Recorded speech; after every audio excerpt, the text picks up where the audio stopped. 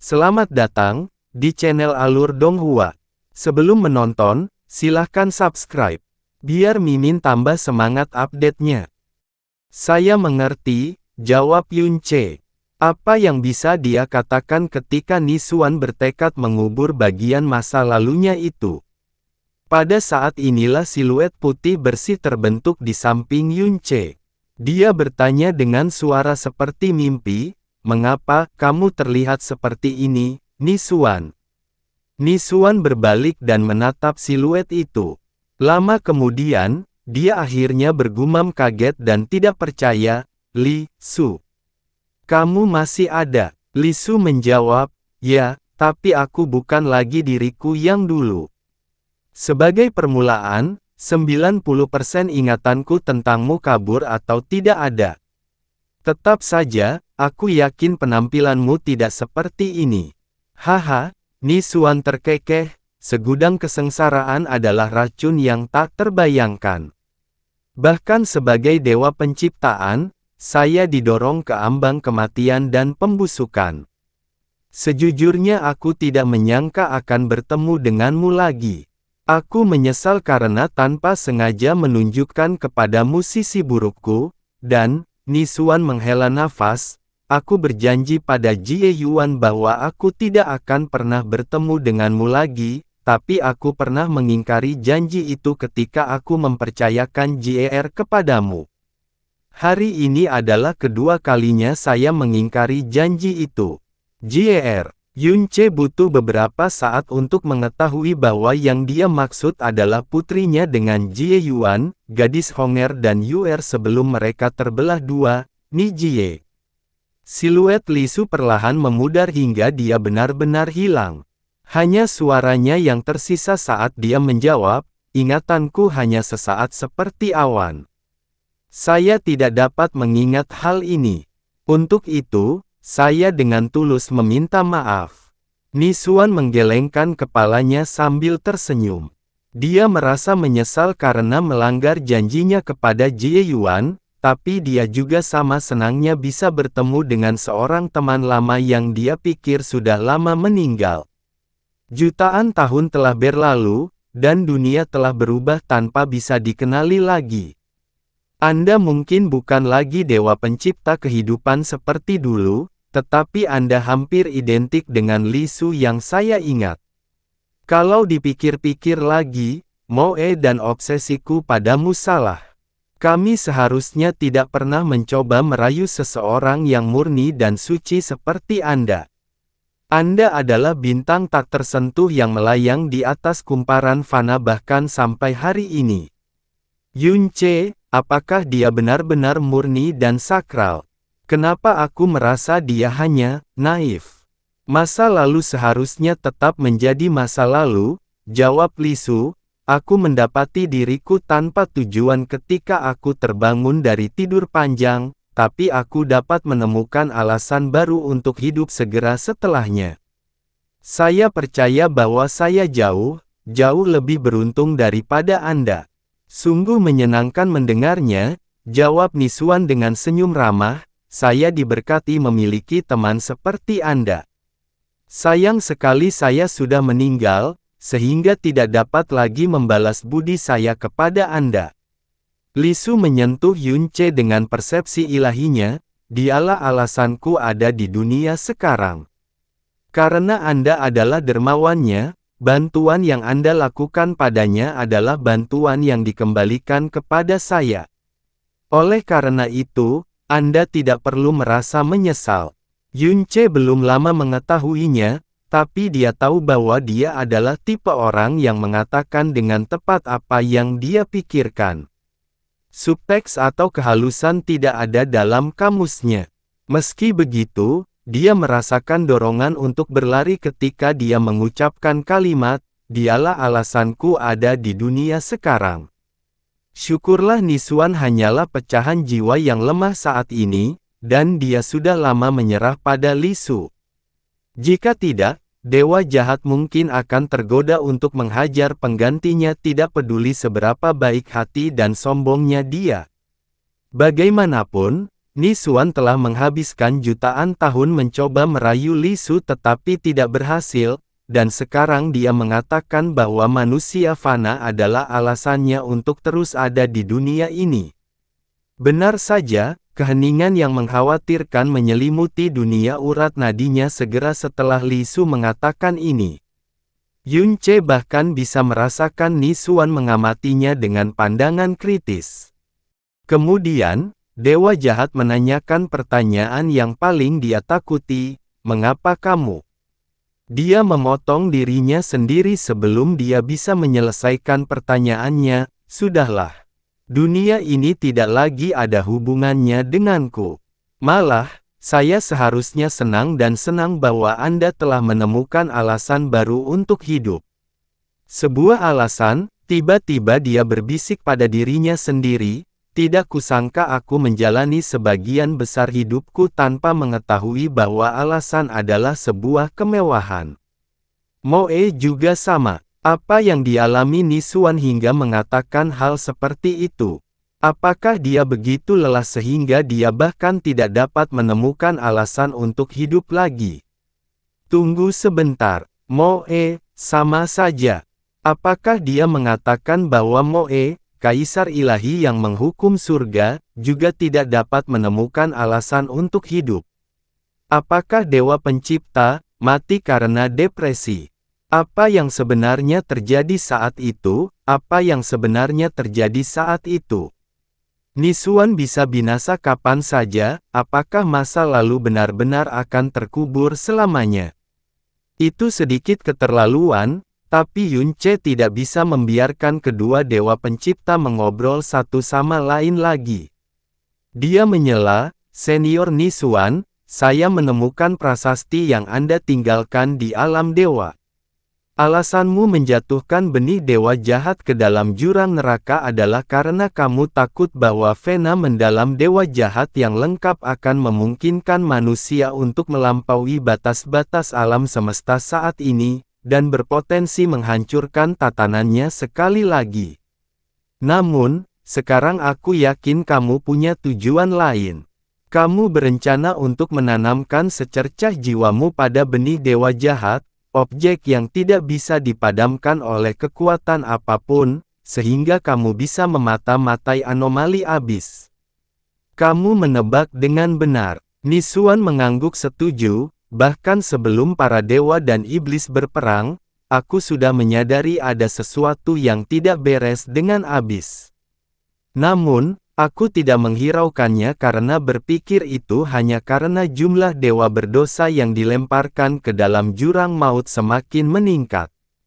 Saya menyadari bahwa saya salah setelah bencana bayi jahat melenyapkan semua dewa dan iblis, dan energi primordial dan paling murni dari alam semesta mulai mengalir ke jurang neraka dengan kecepatan yang tak terbayangkan.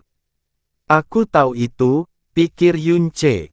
Saya ingin terjun ke jurang maut dan menyelidiki masalah ini sendiri, namun pada akhirnya saya takut karena saya belum mencapai tujuan akhir saya.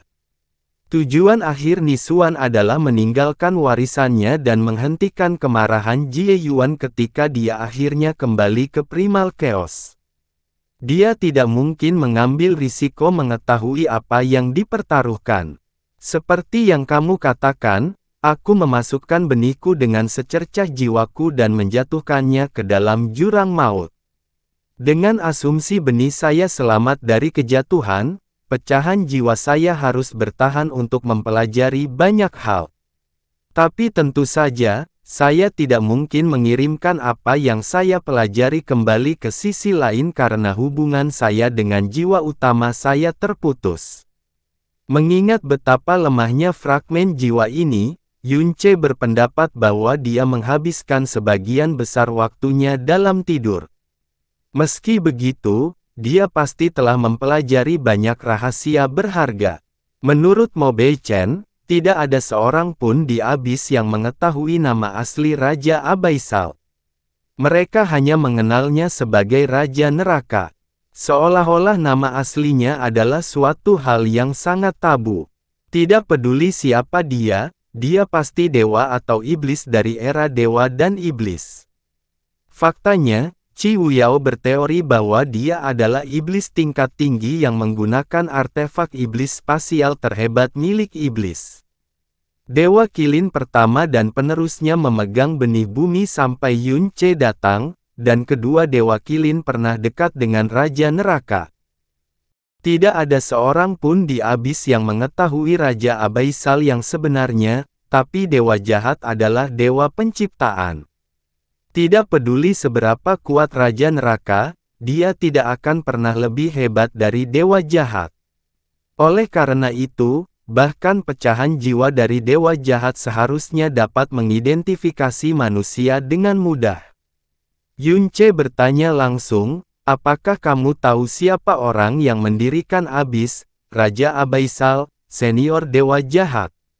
Apakah dia melihat sesuatu? Untuk sesaat, Yun Ce melihat apa yang hampir tampak seperti air mata di balik mata Ni Xuan. Beberapa napas kemudian, Ni Xuan akhirnya menjawab, akulah alasan dunia menjadi seperti ini. Ini semua salahku. Pupil mata Yun Ce sedikit melebar. Aku tidak mengerti apa yang kamu katakan, senior Ni Xuan. Dia benar-benar tidak mengerti satu kata pun. Ni Xuan tidak mengatakan apapun lagi. Dia hanya menutup matanya seolah melakukan yang terbaik untuk melupakan masa lalunya yang menyakitkan. Ketika Yun Ce mengenali pecahan jiwa, dia yakin sebagian besar pertanyaannya akan terpecahkan. Dia tidak pernah membayangkan bahwa dia hanya akan mendapatkan lebih banyak kebingungan dan kebingungan.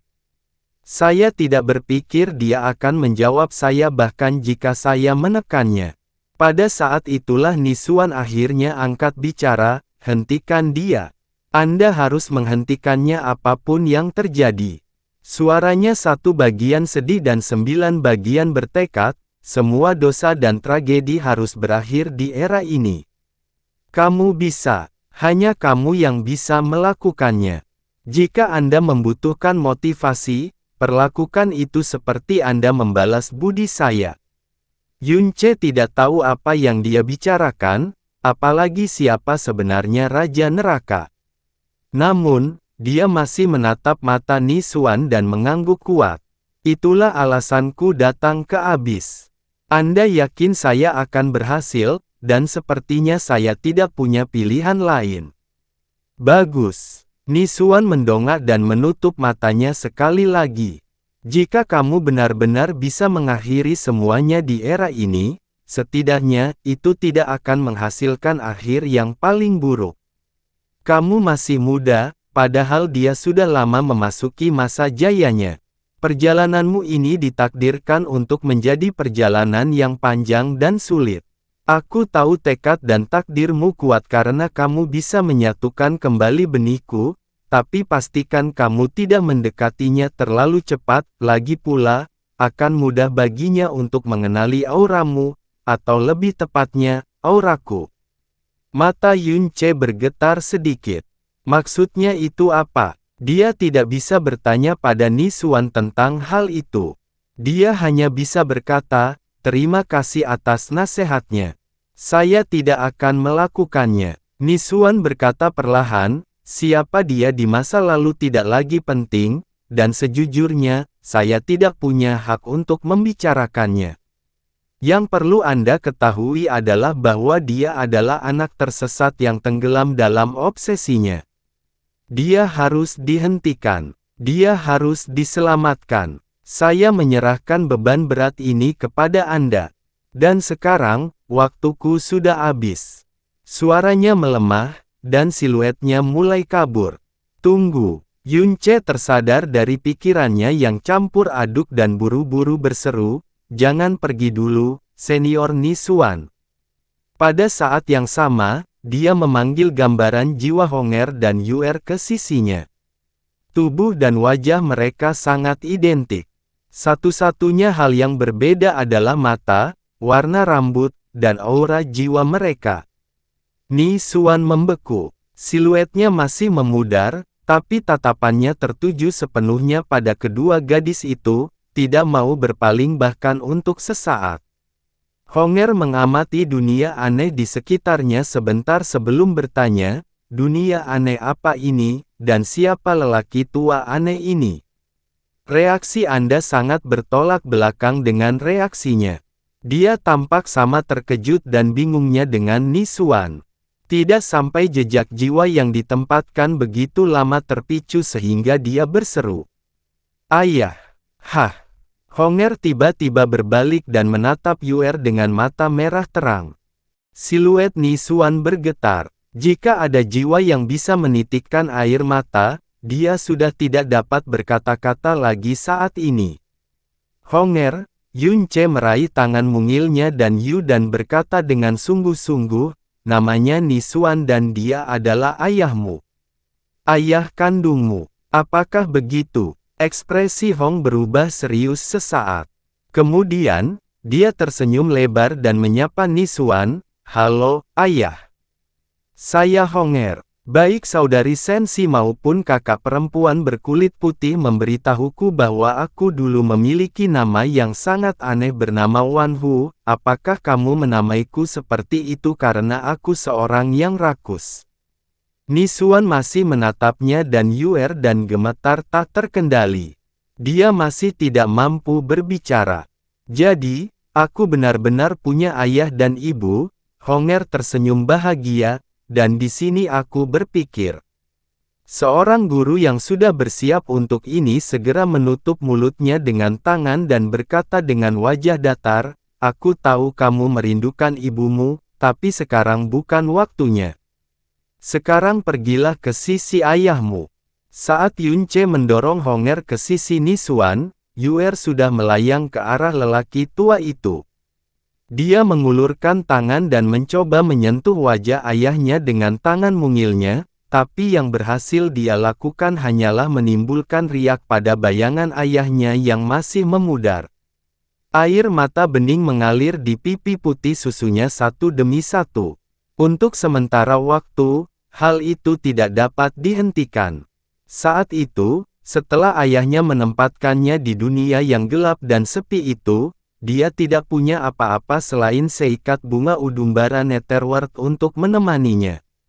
Dia mengunjunginya berkali-kali setelah itu. Selama kunjungan terakhirnya, dia memberinya bintang hitam pekat, memberitahunya banyak hal dan tidak pernah kembali lagi setelah itu. Nisuan perlahan mengangkat tangannya yang menggigil untuk menampung air mata putrinya, tapi, dia hanya bisa menyaksikan permata paling cemerlang di dunia menyelinap melalui telapak tangannya dengan cara yang paling kejam. Ayah! Honger akhirnya terbang dan memeriksa Nisuan dari jarak dekat. Matanya penuh rasa ingin tahu dan keinginan untuk tahu. Mengapa rambut dan janggutmu panjang dan tebal? Saudari Heling memberitahuku bahwa ayah dan ibu adalah orang-orang terdekat yang bisa dimiliki seseorang di dunia, tapi ibu menyelinap pergi sementara aku tidak melihat. Kamu juga tidak akan menyelinap pergi, kan ayah? Maukah kamu juga memberiku banyak makanan lezat di masa depan? Yunce membuang muka dan menghela napas tanpa suara. Jelas bahwa pemahaman Hong tentang konsep ayah dan ibu sangat berbeda dari orang normal, tapi tidak peduli betapa berbedanya itu, keinginan untuk cinta kekeluargaan ada dalam darah setiap makhluk hidup. Tidak ada apapun di dunia ini yang benar-benar dapat memutuskan ikatan ini. Tidak ada ruang, tidak ada waktu, tidak ada apa-apa. Nisuan melirik bolak-balik di antara keduanya sebelum berbisik, aku tidak pantas menjadi ayahmu. Aku membawamu ke dunia ini, tapi aku jugalah yang mendorongmu ke dalam jurang. Jurang maut, itu tidak benar. Tuanlah yang melompat ke sini sendirian. Bukan kamu yang mendorong kami ke sini. Honger mengoreksi. Yunce menutup wajahnya. Meski sudah berusaha sekuat tenaga, gadis itu masih mengucapkan satu kata yang benar-benar dia takuti. Syukurlah, jiwa Nisuan telah hancur menjadi bentuk seperti kabut, dan dia sepertinya tidak mendengar Honger memanggilnya sebagai tuan. Dengan nafas jiwa terakhirnya, Nisuan menawarkan putrinya sedikit cinta terakhirnya, ketika dosa akhirnya berakhir, seseorang akan menjagamu dan atas nama aku dan ibumu, dia akan menunjukkan kepadamu betapa indahnya dunia sebenarnya adalah, dan dia akan memberikan semua yang aku tidak bisa lakukan karena kegagalanku. Yunce mengangguk dengan sungguh-sungguh dan menyatakan, itu akan selesai, senior dewa sesat. Adapun ayah dan ibumu, jangan ragu untuk mengingat atau melupakan kami sesukamu, yang aku minta, hanyalah untukmu, bahagia, selamanya. Siluet Nisuan akhirnya hancur dan tersebar menjadi bintang-bintang memudar yang tak terhitung jumlahnya. Bintang-bintang terbang menuju Yunce dan melebur ke lautan jiwanya dalam waktu singkat. Dewa jahat meninggalkan Yunce dengan satu pesan terakhir. Terima kasih, Yunce, dengan ini, aku tidak lagi menyesal dalam hidup ini.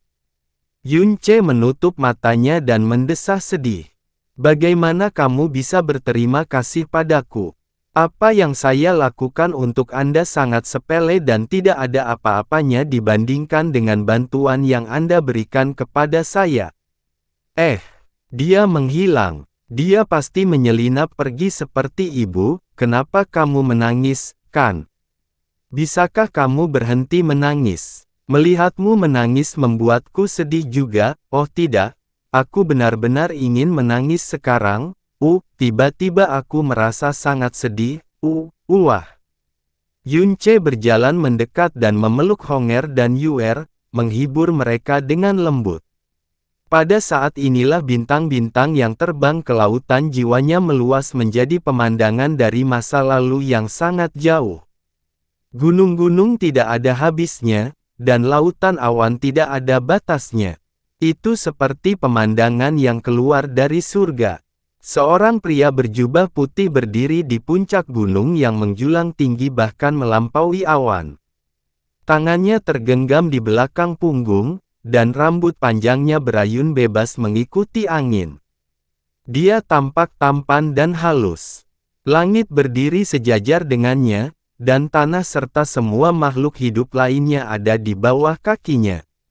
Dia hanya berdiri di sana, namun awan otomatis berkumpul di bawah kakinya. Elemen dan energi di sekitarnya juga berkumpul dengan hati-hati namun bersemangat di sekelilingnya, tidak mau pergi. Hembusan angin bertiup di belakangnya, dan teriakan gembira seorang pemuda mengikuti setelahnya, senior Nisuan. Fiuh, akhirnya aku menemukanmu. Pria berjubah putih itu tersenyum dan berbalik menghadapnya. Saat itu, angin berhenti, awan membeku, dan cahaya meredup. Dia tampak seperti perwujudan pria paling tampan, dan fantasi tertinggi wanita manapun. Kulitnya sangat halus dan tampak sehat, alisnya tampak tajam dan lurus, matanya berkilauan dengan bintang, dan wajahnya sangat indah. Penampilan yang terlalu sempurna seperti ini biasanya akan membuat seseorang merasa jijik, tapi hal itu diperhalus dengan kehati-hatian, kenakalan, dan kehangatan yang tepat. Matanya secara alami menarik seseorang untuk menjelajahi tepi atau kedalamannya. Dia adalah Nisuan, dewa penciptaan elemen. Diakui oleh para dewa dan iblis, dia juga pria paling tampan di seluruh alam semesta. Dia adalah rekan pria dari wanita tercantik di Primal Chaos, Li Su. Dia bertanya dengan senyuman yang menyerupai angin abadi yang melewati puncak awan, menilai dari betapa bersemangatnya kamu, mungkinkah? Pemuda itu mengangguk berulang kali. Wajahnya tersembunyi dari sudut pandang ini, tapi siapapun bisa tahu betapa bersemangatnya pemuda itu dari bahasa tubuhnya. Ayah setuju. Ayah setuju bahwa kamu bisa menjadi guruku, dan aku bisa berkultivasi bersamamu selama 1000 tahun ke depan. Dia kemudian berlutut dan menyatakan dengan sungguh-sungguh, murid Mosu menyapa gurunya. Tunggu. Nisuan tidak bergerak, Tetapi energi tak kasat mata menutup mulut pemuda itu dan menariknya berdiri. Ayahmu mungkin setuju, tapi aku tidak. Pemuda itu terdiam sesaat sebelum dia bertanya dengan cemas, apakah murid ini, maksudku, junior ini melakukan sesuatu yang tidak menyenangkan senior? Jika demikian, tolong beritahu saya. Saya berjanji untuk memperbaiki kesalahan saya dan meningkatkan diri saya sendiri. Nisuan menggelengkan kepalanya sambil tersenyum dan tak berdaya. Lihatlah dirimu, seorang yang taat pada aturan dan hanya takut pada kegagalan. Tetapi sebelum kita membahasnya, aku harus mengatakan bahwa aku terkejut bahwa orang bodoh yang keras kepala itu setuju untuk membiarkanmu belajar di bawah bimbinganku. Nisuan melanjutkan, apakah kemajuanmu baru-baru ini begitu buruk sehingga dia bahkan tidak sanggup melihatnya wajahmu lagi? Tebakan Nisuan langsung dan menyakitkan.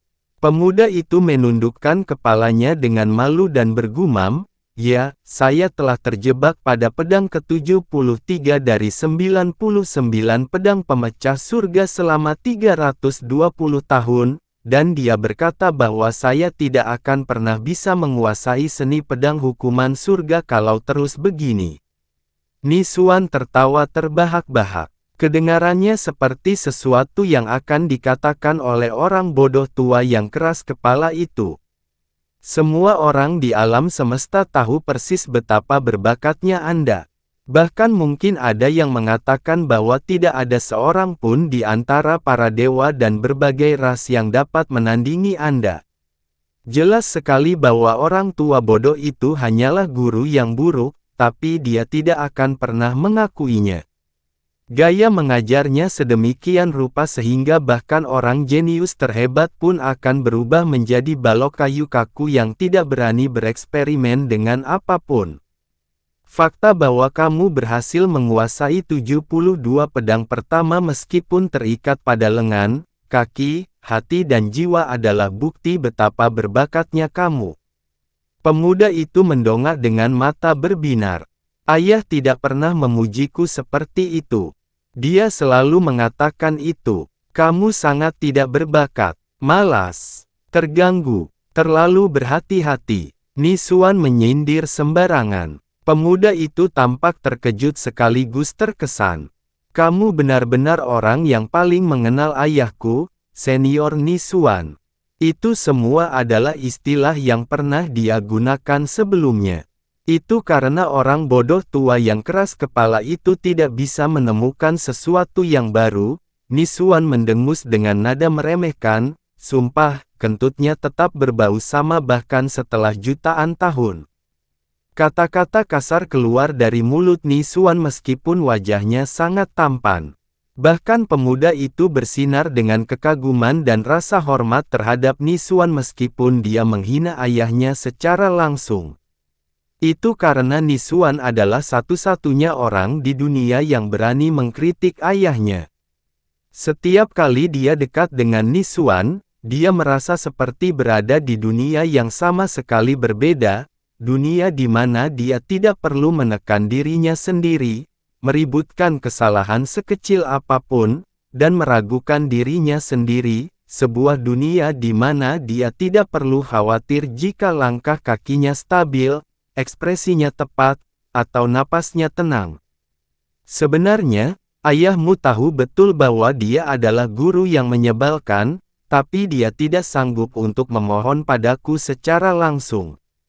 Itu sebabnya dia berpura-pura marah dan kecewa padamu ketika kamu meminta untuk belajar di bawah bimbinganku.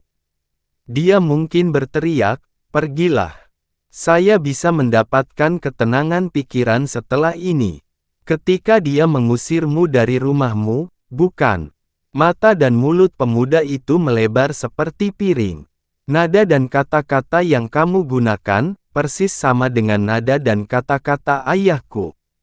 Nisuan menjawab tanpa basa-basi, di dunia ini, tidak ada orang yang lebih mudah untuk ditebak selain ayahmu yang keras kepala. Mosu, dia memanggil pemuda itu dengan namanya, Jika kamu belajar di bawah bimbinganku, aku jamin kamu akan menguasai pedang pemecah surga hanya dalam 1000 tahun.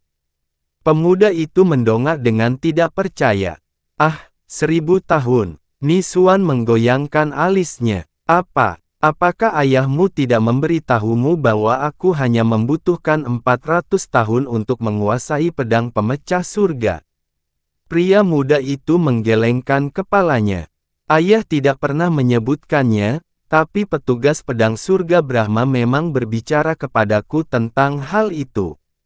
Saat aku membicarakan hal ini dengan ayahku, dia mendengus tanpa mengucapkan sepatah kata pun, dan aku tidak pernah berani menanyakan hal itu lagi kepadanya. Tidak kusangka itu benar. Nisuan berkata, ketika ayahmu pertama kali menciptakan 99 pedang pemecah surga, dia mengklaim bahwa itu adalah seni pedang terhebat di dunia di bawah seni pedang penghukum surga, dan bahkan aku memerlukan pelatihan 1000 tahun sebelum aku dapat melakukannya. Memahami dasar-dasarnya. Jadi, saya bertaruh padanya dan mengatakan bahwa saya akan mampu menguasai 99 pedang hanya dalam 1000 tahun. Seperti yang sudah Anda ketahui, saya menguasainya hanya dalam 400 tahun. Sayang sekali Anda belum lahir pada saat itu, atau Anda bisa menyaksikan wajahnya yang hitam pekat dengan mata kepala sendiri. Benar-benar pemandangan yang ajaib. Kamu, luar biasa, senior. Kekaguman pemuda itu terhadap Nisuan semakin dalam. Jadi, apa taruhannya? Itu sederhana saja. Siapapun yang kalah, berutang budi kepada pemenangnya. Nisuan terkekeh. Seperti yang Anda ketahui, suatu bantuan bisa sekecil setitik debu, atau lebih besar dari langit itu sendiri. Sayangnya bagi ayahmu, dia begitu yakin dengan penemuan barunya sehingga dia menyetujui taruhan tersebut tanpa berpikir dua kali. Jadi, apakah kamu sudah memanfaatkan bantuanmu, senior? Pemuda itu bertanya dengan rasa ingin tahu. Lagi pula, hampir tidak ada seorang pun di alam semesta yang dapat mengganggu ketenangan ayahnya, dan Nisuan adalah salah satu dari sedikit orang tersebut. Tidak. Aku belum menggunakan bantuan itu. Senyum Nisuan menjadi sedikit jahat. Saya tidak bisa memikirkan apapun yang harus saya lakukan agar dia melakukannya, jadi saya pikir sebaiknya saya membiarkannya menggantung di atas kepalanya seperti pisau guillotine. Ayahmu menghargai janji seperti nyawanya sendiri, jadi sejak itu dia tidak akan pernah bisa menghadapku dengan punggung tegak. Setidaknya itu adalah hal yang paling memuaskan. Tidak ada gunanya mengkritik ayahnya atau pria yang paling dia kagumi, jadi pemuda itu langsung berlutut lagi dan berkata, merupakan harapan dan kehormatan terbesar saya untuk bisa belajar di bawah bimbingan Anda, senior. Saya berjanji bahwa saya tidak akan pernah mengendur selama periode ini, dan saya akan melakukan segala daya saya untuk memenuhi harapan Anda dan ayah. Astaga, apakah kamu punya fetis untuk berlutut atau semacamnya? Nisuan menggelengkan kepalanya dan membuat Mosu berdiri kembali hanya dengan menjentikkan jari. Aku mengizinkanmu menemaniku selama 1000 tahun ke depan dengan satu syarat, kamu harus membebaskan dirimu dari belenggu aturan dan norma yang dipaksakan ayahmu kepadamu. Tentu saja, pemuda itu mengangguk dengan kuat. Karena saya belajar di bawah bimbingan Anda, wajar saja jika saya mematuhi bimbingan Anda. Sangat bagus. Nisuan mengangguk padanya. Kalau begitu, instruksi pertamaku padamu adalah berhenti memperlakukanku seperti gurumu atau seniormu. Panggil saja aku dengan kakak. Ya, sama sekali tidak. Pria muda itu sangat terkejut. Bagaimana mungkin aku? Mungkin, apa? Ini baru instruksi pertamamu, dan kamu sudah tidak mematuhiku. Nisuan menyipitkan matanya. Tidak, tentu saja tidak. Pemuda itu menggelengkan kepalanya dengan panik sambil tergagap, tetapi yang tua datang sebelum yang muda, dan status ada karena suatu alasan, belum lagi kamu adalah senior yang paling aku hormati. Bagaimana mungkin aku bisa memanggilmu dengan cara yang kasar?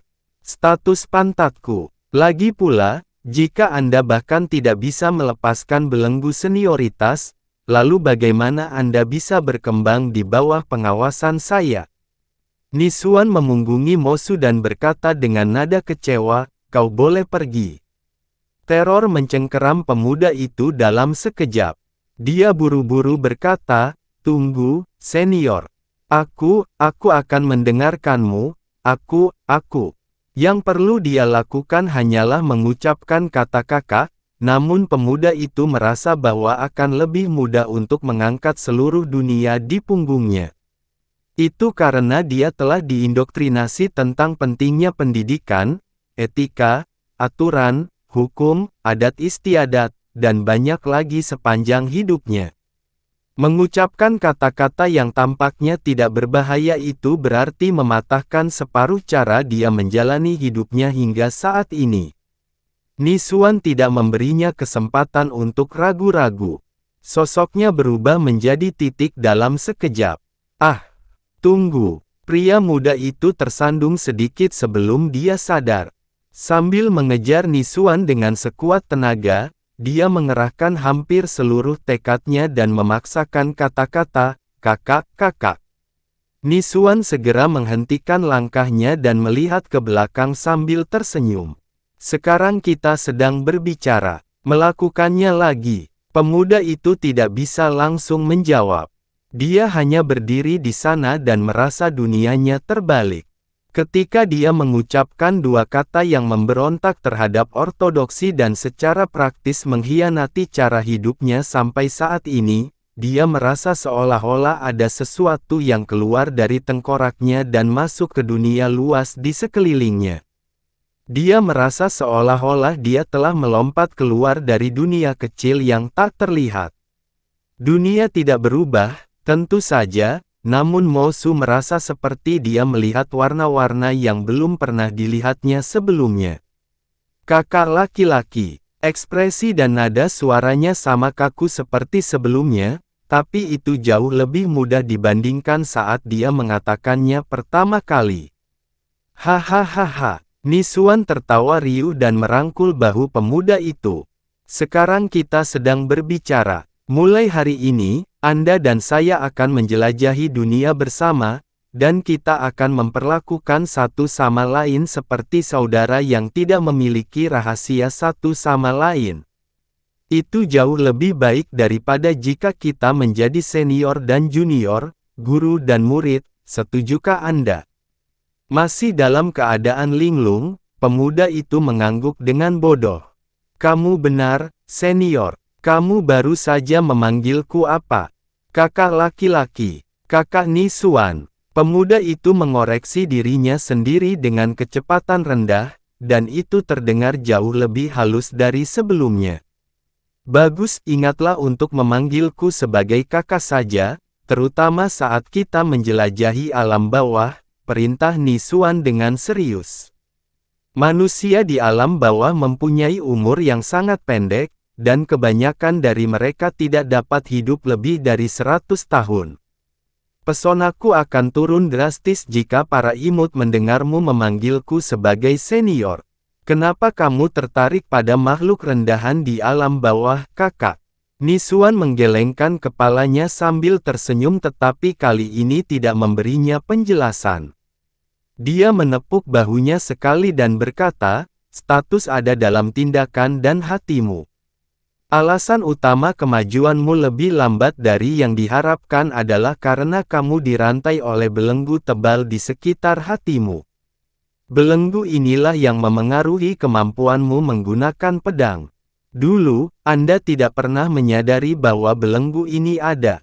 Faktanya, Anda mengira itu adalah sesuatu yang sangat diperlukan dalam hidup Anda dan terus memperkuatnya. Ketika Nisuan menyadari ekspresi bingung Mosu, dia berhenti dan berkata, tidak apa-apa jika kamu tidak memahaminya sekarang. Anda masih muda, dan Anda masih punya banyak waktu ke depan. Karena orang tua yang keras kepala itu bersedia mempercayakanmu ke tanganku, tidak mungkin aku membiarkanmu berubah menjadi versi yang lebih kecil dari dirinya. Ayo pergi. Nisuan tiba-tiba meraih lengan pemuda itu dan melompat turun dari awan. Kemana kita akan pergi, kakak? Kali ini, hanya ada sedikit rasa malu dalam suaranya. Alam yang lebih rendah. Alam bawah. Tapi kenapa? Hahaha. Ikuti saja petunjukku, hah. Apakah kamu masih perawan? Ayah memberitahuku bahwa seorang pria harus menjaga organ vitalnya.